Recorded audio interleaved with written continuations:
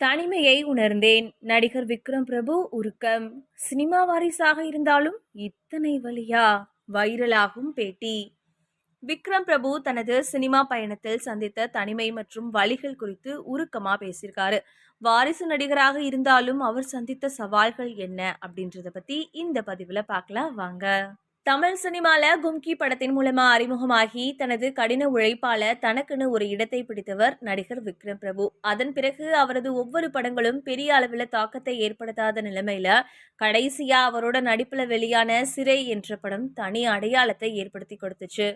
விக்ரம் பிரபு நடிப்புல எஸ் லலித்குமார் தயாரிப்புல அறிமுக நடிகர் கே அக்ஷய்குமார் நடிப்பில் அறிமுக இயக்குனர் சுரேஷ் ராஜகுமார் இயக்கத்துல உருவான திரைப்படம் தான் சிறை.